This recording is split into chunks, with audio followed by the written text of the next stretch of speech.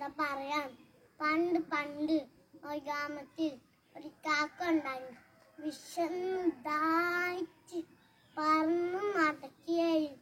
അപ്പൊ അവിടെ കിണറ് കണ്ട് കാക്ക പാറി പാടി അവിടെ കുടം കണ്ടി തലട്ടപ്പ കുറച്ച് വെള്ളമുണ്ടായി.